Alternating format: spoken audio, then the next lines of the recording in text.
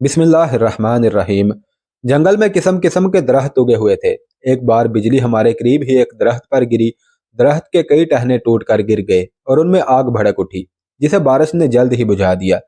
चंद ही लम्हों में हवा और फिजा में एक इंतहाई खुशगवार खुशबू फैल गई। मोरंग खुशबू फैलते ही उस दरख्त की जानिब भाग गए। मैं ये समझा कि वो हमें छोड़कर भाग रहे हैं। हम सब अपने अपने खैमों में बैठे थे।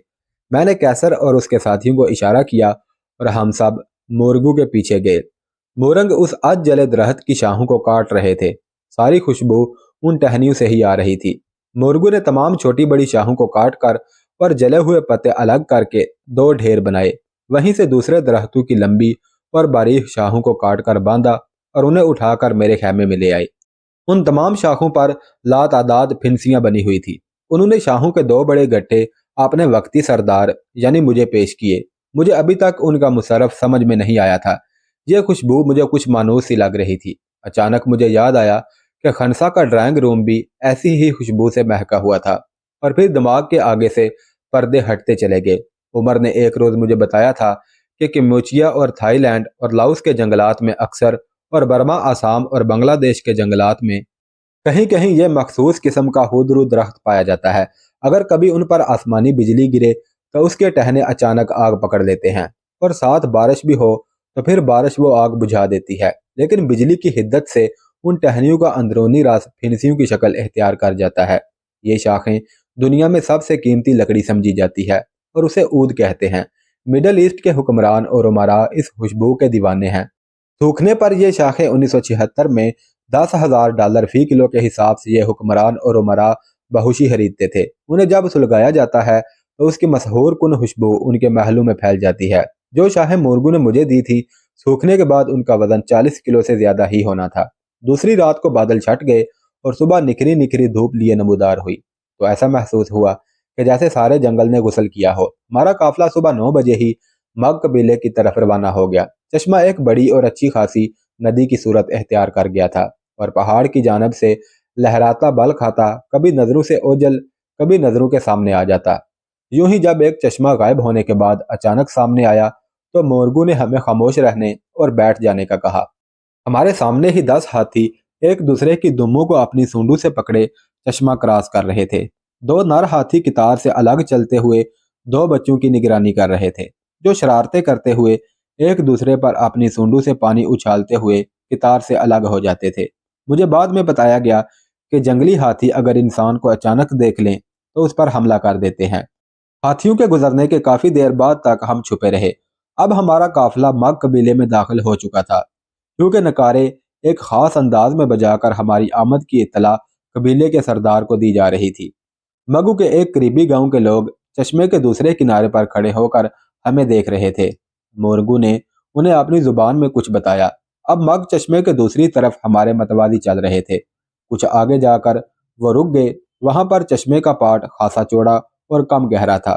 वहीं से हमने चश्मा अबूर किया और अब मग और मोरंग हमारे आगे आगे हमें उस गांव में ले जा रहे थे जहां पर उनके सरदार की रहाइश थी। शाम के 6 बजे होंगे जब हम सरदार के गांव में दाखिल हुए। उस कबीले के मर्द और औरतें जानवरों की खालों से अपनी सतर पोशी करते थे। उनके झोंपड़े भी खालों से बने हुए थे। सरदार का खैमा दरमियान में और सबसे नुमाया था। उसके खैमे के सामने खुली जगह पर हमें पड़ाव करने का कहा गया। खच्चरों पर से सामान उतारा गया तो मैंने सरदार और उसकी रानियों के लिए खरीदे हुए मोती और मालाएं अलग करके रख ली और सिगार भी अलग कर लिए। हमारे पास टीन फूड भी वाफर थी, क्योंकि मोरगू को यह सब देने की नौबत पेश नहीं आई थी। उस कबीले की औरतें भी अखलाकी तौर पर मोरगू से बेहतर थी। उन्होंने जिस्म का ऊपरी हिस्सा पत्तों से ढांपा हुआ था। सिर्फ बच्चों को दूध पिलाते वक्त वो किसी भी किस्म की झिझक महसूस नहीं करती थी। सूरज गुरूब होते ही गांव के बासी मशालें जलाए सरदार के खैमे और हमारे पड़ाव के दरमियान बैठ गए। बोरंग गाइड्स के जरिए हमारे मुतल्लिक मुफस्सल इतलात सरदार को यकीनन मिल चुकी होंगी, इसलिए हमारे लिए 3 जिंदा मुर्ग लाए गए। कैसर के साथियों ने उन्हें ज़िबा करके आग पर भूना और खाने के बाद उन्होंने हम सब के लिए चाय बनाई। अभी हम खाने पीने से बमुश्किल फारग ही हुए थे कि मग सरदार अपने खैमे से बरामद हुआ। उसके दाएं बाएं 2 रानियां और पीछे भाले बरदार गार्ड थे। सरदार ने अपने तख्त पर बैठकर अपने करीब खड़े एक उधेड़ उम्र मग को, जो अपने पहनावे से उसका मुशीर लग रहा था, कुछ कहा।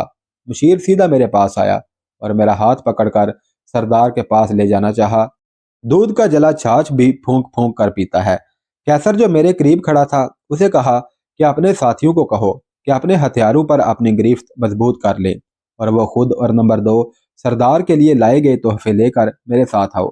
हम सरदार के पास पहुंचे तो सरदार ने खड़े होकर अपना दायां हाथ मेरे कंधे के जोड़ पर रख दिया। मैंने भी इसी तरह किया। ये गालिबन एक दूसरे से गर्मजोशी से मिलने का तरीका था। मैंने सरदार को तोहफे पेश किए जिसे उसने खुश दिली से कबूल कर लिया। मैं अभी सोच ही रहा था कि सरदार को मुतरजम के लिए कई वास्तों की जरूरत होगी कि सरदार ने अपनी टूटी फूटी अंग्रेजी में मुझसे गुफ्तगू शुरू कर दी और कहा कि खुश आमदीद और तोहफ का शुक्रिया। मैं अपने वालिद सरदार की जिंदगी में कुछ अरसा चिटागांग के एक स्कूल में पढ़ता रहा हूँ। मैं अंग्रेजी से बिल्कुल नाबलद नहीं हूँ, बल्कि आसान अल्फाज में समझ सकता हूँ और अपना मुद्दा बयान भी कर सकता हूँ। उसने मुझे अपने साथ बैठने की दावत दी। उसके लंबे तख्त पर उसकी दोनों रानियां जरा सा खिसक गई और मैं सरदार के साथ बैठ गया। कैसर और नंबर 2 जो अभी तक खड़े थे, मुशीर ने 2 मोढ़े पेश किए जिन पर वो मुशीर के साथ बैठ गए। सरदार ने चंद रस्मी बातों के बाद मोरंग कबीले की बात छेड़ते हुए कहा, उस वहशी और जल्लाद औरत से तुमने कबीले वालों की जान छुड़वा कर ना सिर्फ उस कबीले पर बल्कि हम पर भी एहसान किया है। मोरंग हमारे कबीले से बहुत छोटा मगर हमारा दोस्त कबीला है। उस औरत ने अपने शोहर कबीले के सरदार को कत्ल करके हमारे साथ भी ताल्लुकात खत्म कर दिए थे। तुम्हारे साथ आने वाले मोरगू ने बताया कि उन्होंने कबीले का सरदार चुनने के लिए मेरा नाम तजवीज़ किया है। अगर तुम सारी मालाएं, तकुनी जाकूत और ताज मेरे हवाले कर दो तो मैं कोई मुनासिब मोरंग को चुनकर कबीले का सरदार बना सकूं। सरदार ने मुझसे मिलने के चंद घंटों बाद ही मुझसे मोरंग सरदार के इंतखाब के लिए निशानियां मांग ली। उसकी इस कदर उजलतबाजी ने मुझे शक में डाल दिया। अपनी ट्रेनिंग के दौरान मुझे सिखाया गया था कि मफरूज़ों में ही हकायक छुपे होते हैं, इसलिए उन्हें यकसर नज़रअंदाज ना करो। मैंने सरदार को कहा कि सरदार औरत को हलाक करने के बाद मुझ पर भी मोरंग कबीले की कुछ जिम्मेदारियां आयद होती हैं। क्या ये बेहतर नहीं होगा कि हम इस रस्म को कल तक के लिए मुलतवी कर दें? वैसे भी आज रात हम आपकी मेहमान नवाजी से लुत्फ अंदोज होना चाहते हैं। शायद मेरी बात सरदार की तवक्को के खिलाफ थी। एक लम्हे के लिए तो उसके चेहरे का रंग बदला और माथे पर तेवरियां पड़ी, लेकिन फौरन ही उसने अपनी कैफियत पर काबू पाते हुए कहा कि बेशक आप हमारे मेहमान हैं और आपकी खातर तवाज़े और तफरी तबा के लिए हम कोई कसर ना उठा रखेंगे। मोरंग सरदार का चुनाव तो बाद में होता रहेगा। मैं तो चाहता हूँ कि आप मजीद चंद रोज यहीं पर रहो और पिछले सफर की थकावट उतारो। सरदार ने यह कहकर अपने मुशीर को बुलाया और कुछ कहा। मुशीर कबीले की 10-12 औरतें और इतने ही मर्द साथ लेकर खैमों की तरफ चला गया। इधर मैंने सरदार से चंद मिनटों की इजाजत लेकर कैसर और अपने नंबर 2 को इशारा किया और हम अपने खच्चरों के पास आ गए। मैंने उन दोनों को कहा कि मुझे सरदार की नीयत ठीक नहीं दिखाई दे रही। मुमकिन है ये मेरा वहम हो, मगर अपने तमाम साथियों को कह दो कि वो अपना असलहा तैयार हालत में रखें। उनकी दी हुई खाने पीने की कोई भी चीज़ इस्तेमाल ना करें। नंबर 2 को मैंने खसूसी हदायत दी कि कबीले वाले तुम्हें और तुम्हारे साथियों को शराब पेश करें तो अव्वल तुम ना पियो, और अगर बहुत दिल चाहे तो पहले पिलाने वाले को पिलाओ फिर खुद पियो। मेरी बात सुनकर नंबर 2 ने कहा कि जनाब, हम पहले ही बहुत शर्मिंदा हैं। आप ये ना भी कहते तो भी हम उनकी दी हुई कोई भी चीज़ ना खाते। आप बेफिक्र रहें, हम हर मुमकिन एहतियात करेंगे और हर दम चौकन्ना रहेंगे। मैं उनको हदायत देकर वापस सरदार के पास लौट आया। चंद मिनटों बाद कैसर और नंबर 2 भी अपने अपने साथियों को हदायत देकर मुंडों पर आकर बैठ गए। मेरी गैर मौजूदगी के बाद सरदार की दोनों रानियां अपने झोंपड़ों में जा चुकी थी। थोड़ी ही देर बाद हमारे सामने सूखी लकड़ियों का एक ढेर इकट्ठा करके अलाव रोशन किया गया और 3 नकारे अलाव की दूसरी जानब बजने लगे। 3 मग मर्द एक बड़ा मटका उठाकर लाए और सरदार से कदरे फासले पर रख दिया। मटका किसी सियाल शय से भरा हुआ था। चंद लम्हों बाद चंद मग औरतें अपने चेहरों पर मुख्तलिफ रंगों से सजावट करके बरामद हुई। हर एक के हाथ में एक एक खाली जाम था और वो सब आकर सरदार के सामने अकड़ू बैठ गई। उनके पीछे चंद मग मर्द भी आ गए। उनके चेहरों और जिस्मों पर भी मुख्तलिफ रंग लगे हुए थे। ये दोनों टोलियां अभी सरदार के सामने ही बैठी थी कि दोनों रानियां भी अपने चेहरे मुख्तलिफ रंगों से रंगे हुए हाथ में जाम थामे बरामद हुई और तख्त पर हमारे साथ बैठ गई। सरदार ने खड़े होकर अपनी जुबान में कुछ कहा। रानियों ने मटके से एक जाम भर कर जमीन पर फेंका। ये एक तरह से इजाजतनामा था कि शुरू हो जाओ। मग औरतों ने मटके से जाम भर भर कर मेरे साथियों को पेश किए। उनके इनकार करने पर औरतों ने जाम में से थोड़ी थोड़ी पीकर फिर पेश की। अब भी उन्होंने इनकार किया तो उन औरतों ने वही जाम अपने साथी मग मर्दों को दिए, जो गटागट पी गए। मैंने अपने साथियों के रवैये के बारे में सरदार को कहा कि मुरंग कबीले में पेश आने वाले हालात के पेश नज़र मेरे साथियों ने अहद किया है कि वो आइंदा शराब हरगिज नहीं पिएंगे, और मैं भी इस अहद में शामिल हूँ। सरदार, जो मेरे साथियों के शराब ना पीने पर हैरान हो रहा था, बोला, तुमने अच्छा किया जो इस बात से मुझे आगाह कर दिया है, वरना मेरी रानियों की पेश करदा शराब को पीने से अगर तुम इनकार करते तो ये मेरी और मेरी रानियों की तौहीन समझी जाती। रानियां इस दौरान अपने खास मशकीज़े से 2 जाम भर चुकी थी। सरदार ने उन्हें मेरे ना पीने के मुतल्लिक बताया तो रानियों ने दोनों जाम सरदार को पेश कर दिए, जिन्हें वो यके बाद पी गया। नकारों की ताल में अब तेजी आ चुकी थी। सरदार के इशारे पर दोनों टोलियां खड़ी हो गई और अपनी जुबान में हा हू और न जाने क्या गाते हुए नाचना शुरू कर दिया। उनकी जुबान मेरे पल्ले बिल्कुल नहीं पड़ रही थी, मगर नकारों की थाप पर उन सब के जिस्मों की एक जैसी हरकत काबिले दाद थी। अलाव की दहकती आग के शोलों के अक्स में उनके थरकते हुए जिस्म बड़ा पुरकैफ समा पेश कर रहे थे। सरदार ने 2 जाम और चढ़ाए और अपनी रानियों के साथ खुद भी रक्स में शामिल हो गया। मेरे थाई साथी ललचाई हुई नजरों से शराब के मटके की तरफ देख रहे थे, जिसमें से रक्स करने वाली टोलियां वक्फा वक्फा से जाम भर कर पी रही थी। यह हंगामा रात के पिछले पहर तक जारी रहा। रक्स खत्म हुआ तो मैंने और मेरे साथियों ने दिल खोल कर उन्हें दाद दी, और मैंने सरदार का शुक्रिया अदा किया जिसने हमारे एजाज में इस जश्न का एहतमाम किया था। शब बसरी के लिए सरदार ने मुझे अपने खैमे के करीब ही अपना एक खैमा दिया, जो यकीनन उसकी दोनों रानियों में से किसी एक का था। खैमे में घास फूस के बने बिस्तर पर चादरों की बजाय जानवरों की खालें बिछी हुई थी और एक मशअल रोशन थी। खैमे तक पहुंचाने के लिए एक रानी साथ आई थी। एक थाई मेरा जाती सामान और सब मशीन गन खैमे में छोड़कर चला गया।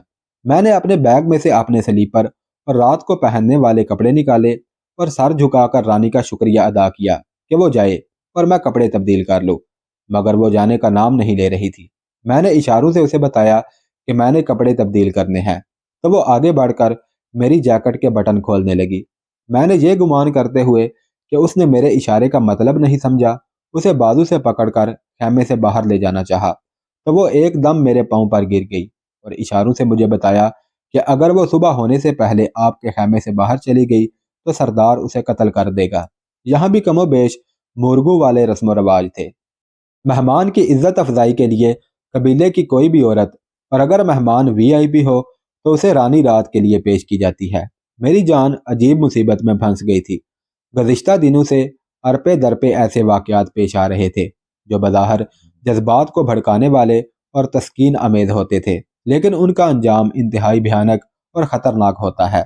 थकावट से मेरा जिस्म चूर चूर हो रहा था और आंखें नींद से बोझल थी। मुझे और तो कुछ ना सूझा। मैं बिस्तर पर पड़ी खाल उठाकर खैमे के एक कोने में चला गया और रानी को कहा कि वो बिस्तर पर सो जाए। मैंने अपनी दोनों सब मशीन गन्नें अपने सरहाने रखी और पिस्टल हाथ में पकड़कर लेट गया। रानी ने मेरा ये अंदाज देखा तो मेरे करीब आकर बैठ गई और साफ अंग्रेजी में बोली, मिस्टर, मुझे इससे कोई दिलचस्पी नहीं कि तुम मेरे साथ सोते हो या अलहदा, मगर सरदार ने मुझे जो काम सौंपा है, अगर वो मैं ना कर सकी तो वो मेरा बुरा हशर कर देगा। रानी को अंग्रेजी बोलते देखकर मैं हड़बड़ा कर उठ बैठा। मेरी नींद यकलहत मुझसे कोसों दूर भाग गई। मुझे ऐसा महसूस हो रहा था कि मैं चारों तरफ से खतरात में घिर चुका हूँ। बड़ी मनहूस घड़ी थी जब हम बर्मा में दाखिल हुए थे। हर रोज एक से एक अनोखा वाकया पेश आ रहा था। लाशों पर लाशें गिरती जा रही थी, दुश्मनों की भी और अपने साथियों की भी। कभी इंसान दरिंदों के रूप में सामने आते, कभी शैतान जादूगरनी के जरिए बहकाता, कभी भारतीय फौजी नागा मीजू और मुरग हमारे रास्ते में हायल होते, कभी अजदहों सांपों के हमले होते। अगर मुझे रावलपिंडी में मालूम हो जाता कि रास्ते में ऐसे ऐसे हालात पेश आने हैं तो मैं राजा तरी से इस काम करने की माजरत कर लेता, कभी इधर ना आता। मैंने पिस्टल रानी की तरफ करते हुए कहा कि तुम अंग्रेजी बोलना जानती हो तो यकीनन ये भी जानती होगी कि मैंने जो हाथ में लोहे का टुकड़ा पकड़ा हुआ है इसे पिस्टल कहते हैं, और इसकी नाल पर जो शय लगी हुई है उसे साइलेंसर कहते हैं, जिसकी वजह से पिस्टल के चलने की आवाज़ बिल्कुल नहीं आती। और हाँ, एक बात और, इस पिस्टल की गोलियां 2 बार चलती हैं, एक बार पिस्टल से निकलते वक्त और दूसरी बार टारगेट को लगने के बाद फटती हैं। یہ مشین گن 1 منٹ میں 270 گولیاں فائر کر سکتی ہے۔ اور آخری بات، میں نے آج تک Bharat, Burma, Assam, Thailand, Nagaland, Mizo اور مورنگ قبائل میں اتنے لوگ ہلاک کیے ہیں جن کی تعداد بھی مجھے یاد نہیں ہے۔ میرا اصول ہے کہ میں گولی پہلے چلاتا ہوں اور سوچتا بعد میں ہوں۔ تم نے چونکہ خود ہی مجھے اپنا اس خیمے میں کسی مقصد کے لیے آنا بتایا ہے، لہذا بہتر یہ ہے کہ اب تم اپنے متعلق اور اپنے یہاں آنے کے مقصد کے متعلق خود ہی بتا دو۔ لیکن یاد رکھنا، تمہاری ناکامی پر تمہارا سردار تو شاید تمہیں چھوڑ دے، لیکن میں اگر تمہاری باتوں سے مطمئن نہ ہوا تو اس پسٹل کی ساری گولیاں تمہارے جسم کے آر پار کر دوں گا۔ میری بات سن کر رانی خوف سے کانپنے لگی۔ اس کی عمر زیادہ سے زیادہ 22 یا 23 سال ہوگی، اور شکل و صورت سے بھی اور خد و حال سے بھی یہ اس قبیلے کی نہیں لگ رہی تھی۔ اس نے خوف سے اٹکتے ہوئے بولنا شروع کر دیا۔ میں آپ کو اپنے متعلق اور آج رات کے مجھے سونپے گئے مشن کے متعلق سچ بتاؤں گی۔ اگر سچ میں کچھ طاقت ہے تو آپ میری باتوں پر یقین کر لیں گے۔ دوسری صورت میں مجھے موت کا غم اس لیے بھی نہیں ہوگا کیونکہ میں ایسی ذلت والی زندگی سے موت کو زیادہ ترجیح دوں گی۔ میرا نام کلپنا ہے اور میں اپنے والدین کی اکلوتی بیٹی ہوں۔ میرے پتا ایک بڑے مشہور قدیم تعمیرات کی تحقیق اور کھدائی کرنے والے تھے۔ ہم دار جلنگ کے رہنے والے ہیں۔ میرے پتا تقریباً آج سے 5 سال پہلے بمبئی کے قریب ایلیفینٹ کے جزیرے میں گورو کے زمانے کی تعمیرات پر تحقیق کر رہے تھے کہ سردار بھوشن سے ان کی ملاقات ہوئی۔ سردار بھوشن نے انہیں بتایا کہ اس کے قبیلے مگ اور مورنگ پر آج سے 5-7 پشت پہلے 2 جڑواں بھائیوں کی حکومت تھی۔ ان کے والد نے جواہرات کا ایک بہت بڑا خزانہ کہیں دفن کر کے یاقوت کے 2 تکونی ٹکڑوں پر نقشہ کنندہ کر کے ایک ایک ٹکڑا دونوں بھائیوں کو دے دیا تھا۔ بعد میں ان جڑواں بھائیوں کی اولادوں میں اختلافات پیدا ہو گئے اور نفرتیں یہاں تک پہنچ گئیں کہ دونوں سرداروں کی اولادیں ایک دوسرے کے خون کے پیاسے ہو گئے۔ خزانے تک پہنچنے کے لیے دونوں یاقوتی ٹکڑوں کی ایک ساتھ موجودگی ضروری تھی تاکہ ان پر کرندہ پورا نقشہ سامنے آ جائے۔ میرے پتا جی ایک مہم جو اور نڈر شخص تھے۔ انہوں نے سردار بھوشن کا آدھا یاقوتی نقشہ دیکھا اور کہا کہ میں اس نقشے کی مدد اور علاقے کی نوعیت کو دیکھتے ہوئے کوشش کروں گا کہ اس خزانے تک پہنچ جاؤں۔ سردار بھوشن نے میرے والد کو خزانے کا چوتھائی حصہ دینے کا لالچ دیا اور میرے پتا میرے اور میری والدہ کے ہمراہ یہاں چلے آئے۔ پتا جی نے 2 ماہ سے زیادہ عرصہ خزانے کی تلاش میں صرف کیا لیکن ناکام رہے۔ سردار بھوشن کی ہر صبح ایک نئی امید کے ساتھ شروع ہوتی اور شام مایوسی میں ڈھل جاتی۔ خزانے کی تلاش کا چرچا سارے قبیلے میں پھیل چکا تھا۔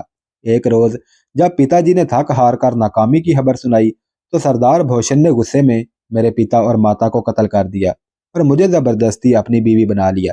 میں نے یہاں سے کئی بار بھاگنے کی کوشش کی مگر ہر بار پکڑی گئی اور اس جرم میں بے انتہا جسمانی اذیت سہنی پڑی۔